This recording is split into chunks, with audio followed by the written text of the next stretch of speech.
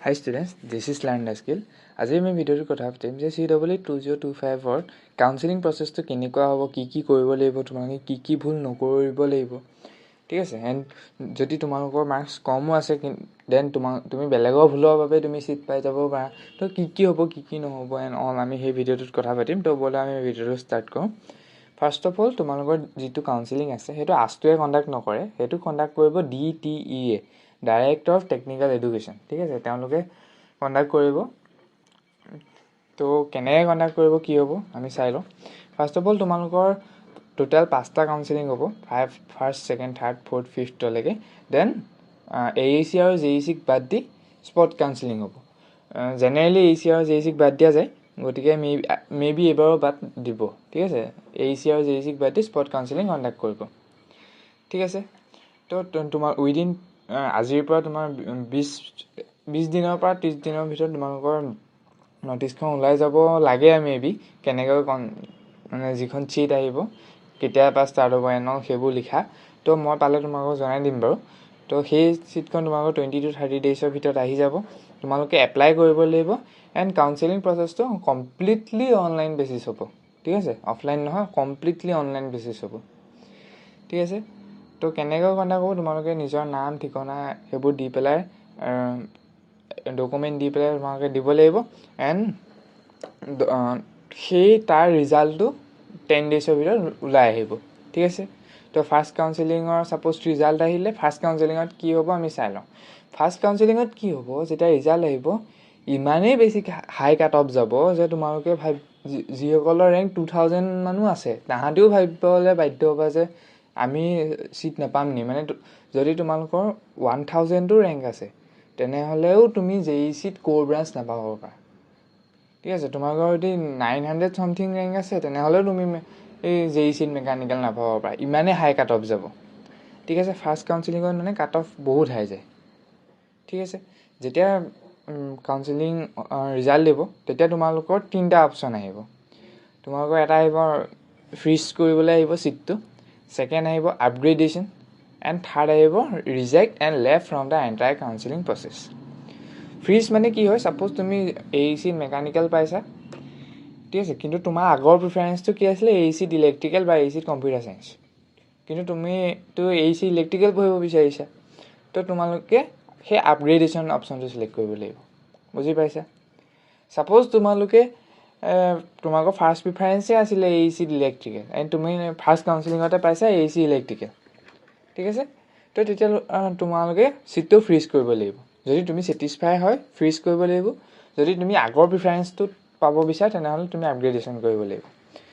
Suppose তুমি সেইটো তুমি মানে ৰিজেক্ট কৰিব বিচাৰিছা, কিন্তু ৰিজেক্ট তোমালোকৰ এনেকুৱা নহয় যে তুমি ফাৰ্ষ্ট কাউন্সেলিঙত ৰিজেক্ট কৰি পেলাই ছেকেণ্ড কাউন্সেলিঙতো পাবা।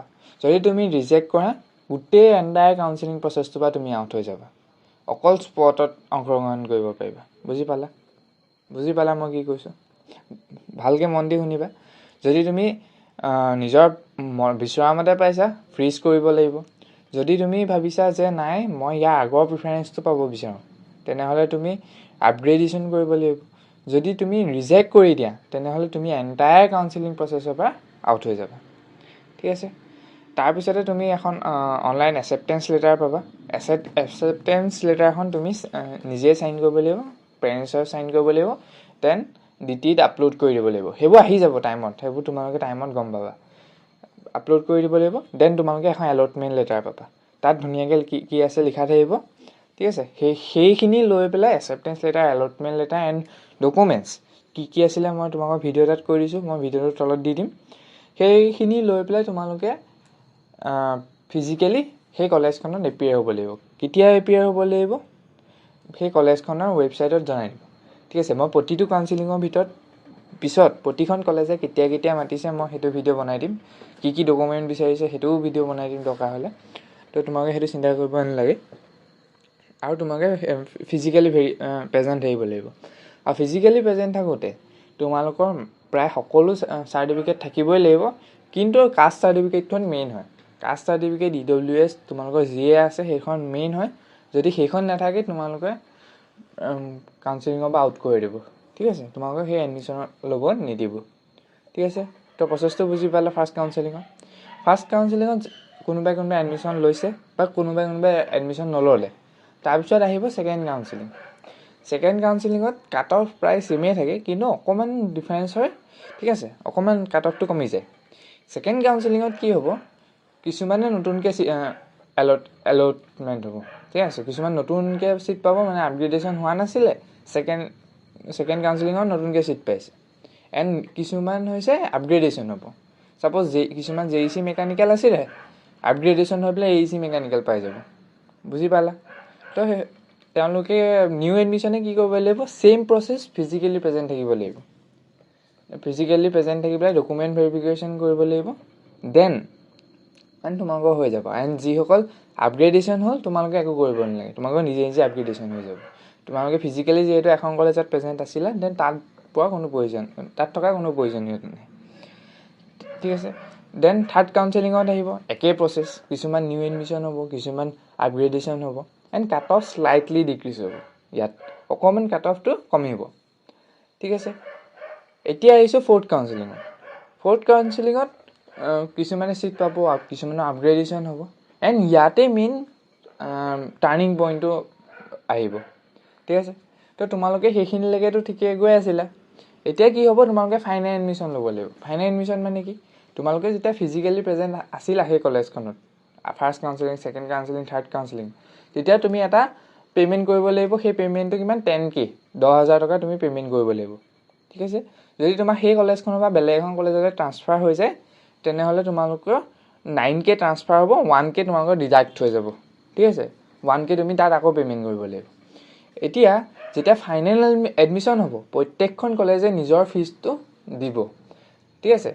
তোমাৰ গোলাঘাট ইঞ্জিনিয়াৰিঙৰ 4,300 এণ্ড চামথিং তেনেকুৱাই আৰু। এণ্ড BBEC অকণমান মেবি বেছি, 9,000, BBEC মেবি 6,000 তেনেকুৱা মানে হ'ব, লাষ্ট ইয়েৰ তেনেকুৱা আছিলে। এণ্ড ছেইম তোমালোকৰ প্ৰত্যেকখন কলেজে নিজৰ ফিজ ষ্ট্ৰাকচাৰটো দিব, এণ্ড সেইমতে ফাইনেল এডমিশ্যনত তোমালোকে এডমিশ্যন ল'ব লাগিব, ঠিক আছে।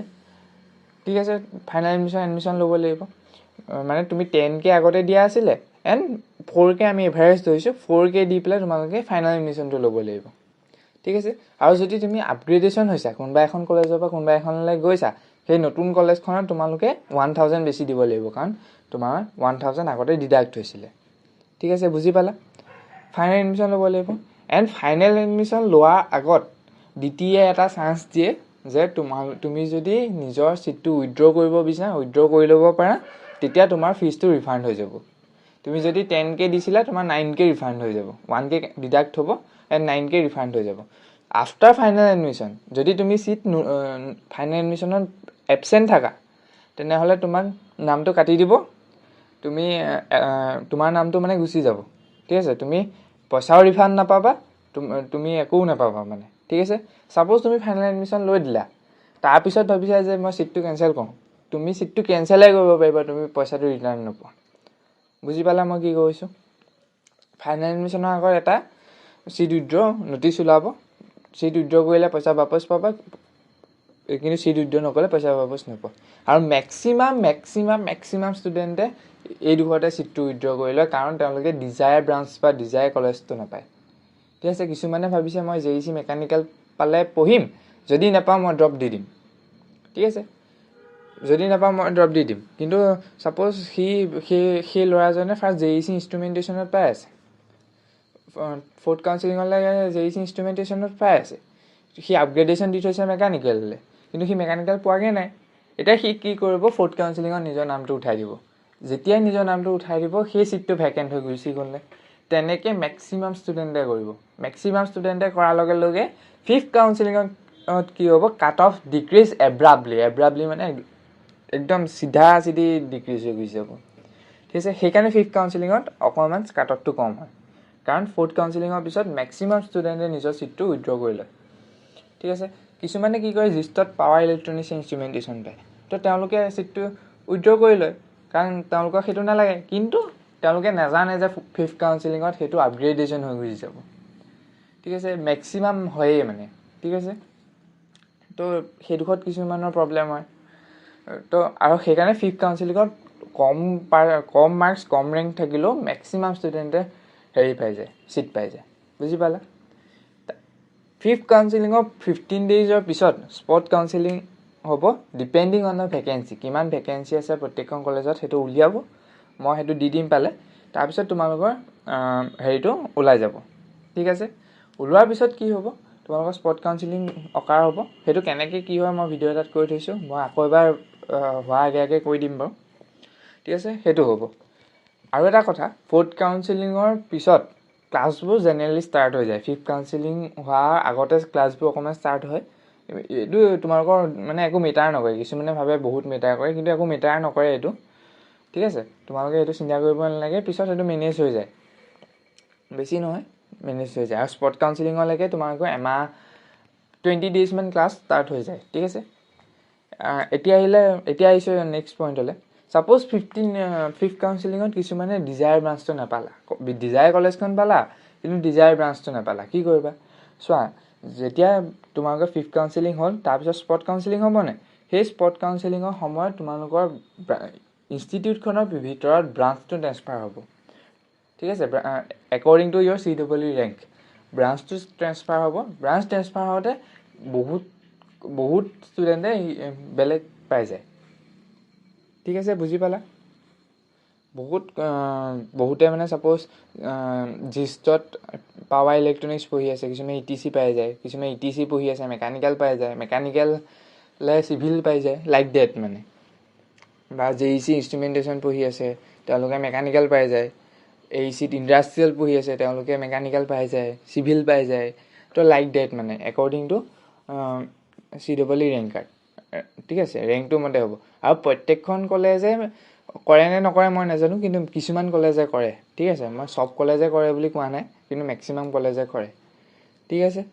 তো এইখিনি হ'ল। তো বুজি পালে কাউন্সিলিংটো কেনেকৈ কণ্ডাক্ট হয়।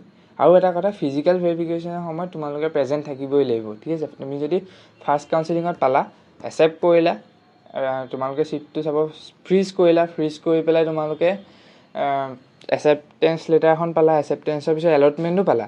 কিন্তু যদি তুমি ফিজিকেলি ভেৰিফাই নকৰা নিজকে, তেনেহ'লে তোমাৰ ছিটটো কেঞ্চেল কৰি দিয়া হ'ব। বুজি পাইছা? কাৰণ তোমালোকৰ কলেজে তোমালোকৰ নামবোৰ পঠিয়াই দিব DTEলৈ, যদি তোমাৰ নামটো তাত নাথাকে তোমাৰ নামটো কাটি দিয়া হ'ব। বুজি পালা? এণ্ড আপগ্ৰেডেশ্যনো নহ'ব, তুমি ফিজিকেলি প্ৰেজেণ্ট থাকিবই লাগিব কলেজখনত। বুজি পালা? তো এতিয়া আহিছোঁ তোমালোকৰ প্ৰিফাৰেঞ্চ লিষ্টটো কেনেকৈ দিবা। তোমালোকে একদম বহুত ভাবি চিন্তি দিবা হা, কাৰণ তোমালোকে ফিজিকেলি প্ৰেজেণ্ট থাকিব লাগিব। ছাপ'জ কোনোবা এজন ষ্টুডেণ্টৰ ঘৰ ধেমাজি, ঠিক আছে, কিছুমান থাকে ন। যদি তুমি ধেমাজি হৈ পেলাই তুমি VEC দি থৈ দিয়া, তুমি ফিজিকেলি প্ৰেজেণ্টটো থাকিব লাগিব ফাৰ্ষ্ট কাউন্সিলিঙত। আকৌ তুমি যদি তোমাৰ আপগ্ৰেডেশ্যন নহয়, তুমি ফাইনেল এডমিশ্যনৰ কাৰণে আকৌ VEC যাব লাগিব। তোমাৰ VEC কিমানটো গম পাইছা ন? তুমি এই ধেমাজিৰ পৰা গুৱাহাটী যাব লাগিব, গুৱাহাটীৰ পৰাও VEC এক্সট্ৰা দূৰ। বুজি পাইছা? তো তোমালোকে ছাপ'জ ধেমাজিটোৱে JEC দিব পাৰা, জিষ্ট দিব পাৰা, GEC দিব পাৰা, ধেমাজি ইঞ্জিনিয়াৰিং কলেজো দিব পাৰা। বুজি পাইছা? ছাপ'জ তোমাৰ ফাৰ্ষ্ট প্ৰিফাৰেঞ্চ হৈছে যেনিবা তোমাৰ ৰেংকৰ মতে চাইছোঁ, তোমাৰ ৰেংকৰ মতে যেনিবা তুমি জিষ্টহে পাবা, ঠিক আছে। তুমিতো গম পাইছা যে তোমাৰ মাৰ্কছটোত মই জিষ্টহে পাম, কিন্তু তোমাৰ ঘৰ বোলে গোলাঘাটত। তুমি জিষ্টক ফাৰ্ষ্ট প্ৰিফাৰেঞ্চ দিলা, বা JECক ফাৰ্ষ্ট প্ৰিফাৰেঞ্চ, জিষ্টক ছেকেণ্ড প্ৰিফাৰেঞ্চ দিলা, থাৰ্ড প্ৰিফাৰেঞ্চটো তুমি ক'ত দিবা, কাৰণ তুমি সেইটোত ফাৰ্ষ্ট ছিট পাবা। বুজি পাইছা মই কি ক'ব বিচাৰিছোঁ? সেইটোত ফাৰ্ষ্ট ছিট পাবা। তুমি গোলাঘাটৰ হৈ পেলাই তুমি বৰাক ভেলী নিদিবাগৈ, তুমি গোলাঘাট ইঞ্জিনিয়াৰিং কলেজ দিব পাৰা, ঠিক আছে। গোলাঘাট ইঞ্জিনিয়াৰিঙৰ পৰা তুমি জিষ্টলৈ আপগ্ৰেডেশ্যন হৈ যাবা। বুজি পালা? মেক্সিমাম ষ্টুডেণ্টে কি কৰে, যোৰহাটৰ পৰা, আৰু ছাপ'জ তুমি ছাপ'জ বৰাক ভেলীত পঢ়িবই বিচৰা নাই, তেনেহ'লে তুমি দিবই নালাগে, তুমি প্ৰিফাৰেঞ্চ লিষ্টত দিবই নালাগে, কাৰণ তুমি প্ৰিফাৰেঞ্চত গোটেইখন কলেজটো তোমাক দিব পৰা নাই, হয় নাই? ঠিক আছে, বুজি পালা? মানে তুমি এনেকুৱাকৈ প্ৰিফাৰেঞ্চ দিবা, যদি তোমাক মাতে ফিজিকেলি প্ৰেজেণ্ট থাকিবলৈ, তুমি যাব পাৰা, এবাৰকৈ নহয় দুবাৰকৈ তাকো। বুজি পালা? তো প্ৰিফাৰেঞ্চ লিষ্টটো সেইটো কথা। তোমালোকৰ ৰেংকৰ মতে দিবা দেই। তোমালোকৰ মানে ছাপ'জ তুমি 2000 ৰেংক পাইছা, তুমি জেনেৰেল হয়, তুমি 3000 ৰেংক পাইছা, তুমি জেনেৰেল হয়, তুমি AEC দি দিব নোৱাৰা ন। তুমি 3000 ৰেংকত জিচ দিব পাৰা, ঠিক আছে, GEC দিব পাৰা, বৰাক ভেলী দিব পাৰা, লাইক ডেট মানে। আৰু যদি তুমি গুৱাহাটীৰ হয় তেনেহ'লে তুমি জিষ্টক ফাৰ্ষ্ট প্ৰিফাৰেঞ্চ দিলা। ছাপ'জ তুমি জিষ্টত পঢ়িবলৈ মন গৈছে, জিষ্টক ফাৰ্ষ্ট প্ৰিফাৰেঞ্চ দিলা, JEC ফাৰ্ষ্ট প্ৰিফাৰেঞ্চ দিলা, ছেকেণ্ড জিষ্টক প্ৰিফাৰেঞ্চ দিলা, থাৰ্ড তুমি বৰাক ভেলীক দি দিলা। কাৰণ তোমালোকৰ ফিজিকেলি প্ৰেজেণ্ট থাকিব লাগিব ন।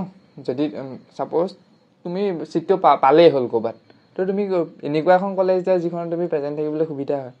বুজি পাইছা মই কি ক'ব বিচাৰিছোঁ? ঠিক আছে, তো এয়াই আছিলে আজিৰ ভিডিঅ'টোত। আশা কৰিছোঁ তোমালোকে বুজি পালা। অকণ দীঘলীয়া ভিডিঅ' হ'ল, আশা কৰিছোঁ তোমালোকে টু দি পইণ্ট বুজি পাইছা। তো এয়াই আছিলে আজিৰ ভিডিঅ'টোত। Thank you so' much. কিবা বুজি নাপালে মোক কমেণ্ট ছেকশ্যনত সুধিব পাৰা। Thank U.